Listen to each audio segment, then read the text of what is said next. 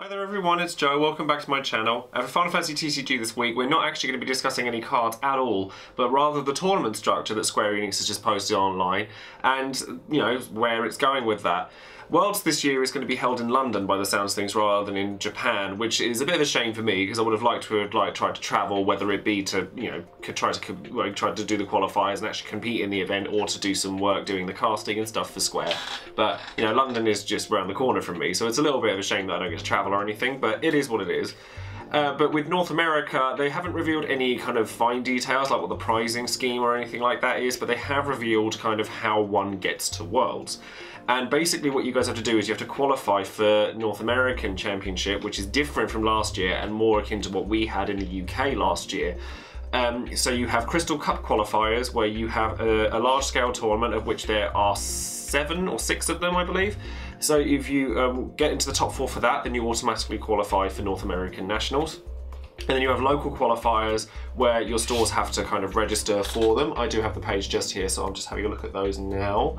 The winner of those local events will go straight, will have a place in North American Championship, and then there'll be a last place qualifier where sort of nearer to, this will be like a day before the North American Championship, and it's kind of like day 0, as they put it, and the top players will qualify for the spot in North American Championship there.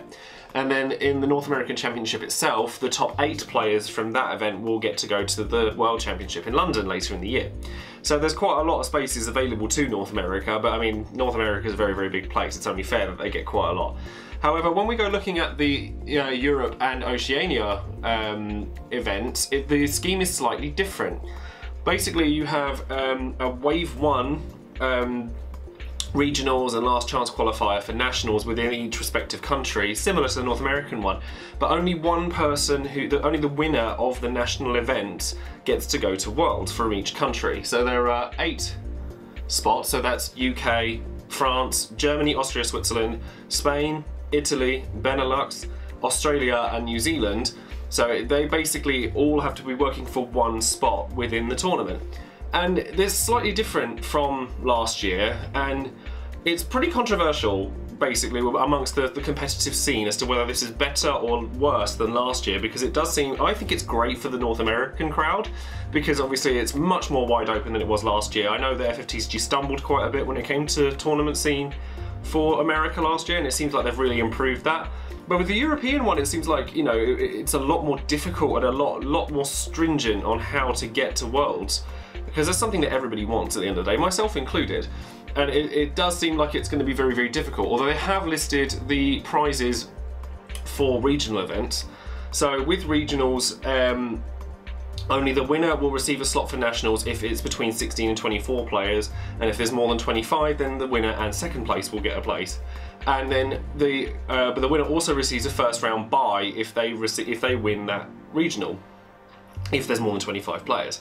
And then the prizes for the regionals themselves, and do excuse me if I'm looking off screen, but I'm just looking at the page as I'm reading it so I don't get the information wrong.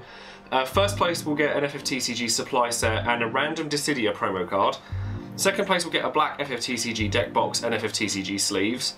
And then third and fourth place also get FFTCG sleeves, which are all different ones.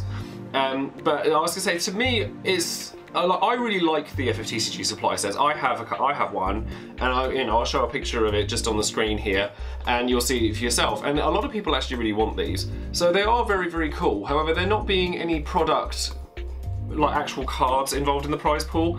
I mean, you've got to bear in mind as well, the stores can obviously elevate what they put into a prize pool. It's like, I know, like, I've already seen posts from like my friends at Firestorm Games that are saying that they're going to put more in, stuff like that. But I think my only criticism is that one Dissidia promo seems a little bit stringent, if you ask me.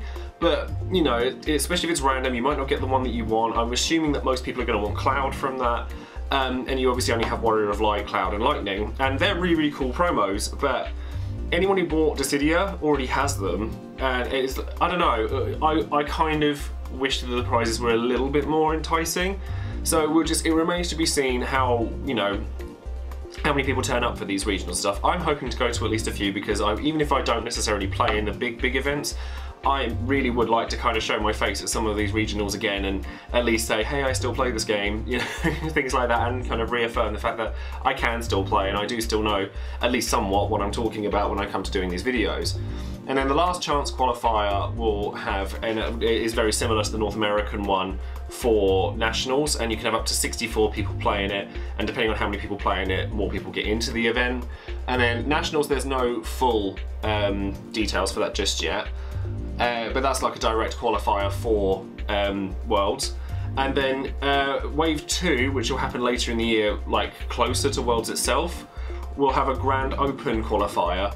So they want to introduce extra possibilities to get to Europe, the European qualifiers, or the European Championship, which is, you know, where the nationals goes. It seems like, generally speaking, it's a lot harder for someone who's European to get into Worlds this year than it is for someone who's American. Do correct me if I'm wrong, and I do think that it's fair that America gets a lot more of a shot this year than they did last year, because all they had really last year was one big tournament. They went and they qualified and they got to go. Whereas this year it seems like it's a lot harder for, because there's only one slot per country in Europe, it seems very difficult to get into Worlds or Euros even. So, you know, that means that, but I think it's great that Australia is being involved in it, and I think that there's a lot to see. But basically I just wanted to outline the details of what was going on. As I said before, I'm going to leave links in the description box below so that you guys can have a look at what FFTCG has in store for us. I'm very excited because I actually really still love the game and I still want to see it grow, and I really hope that these tournaments are successful. Leave a comment below if, you know, with your opinions and your feelings towards the structure of the tournaments for this year, and let me know what you think. So that's going to be it from me today. Thank you very much for watching, and don't forget to subscribe to the channel, and I'll speak to you guys later. See ya. Bye.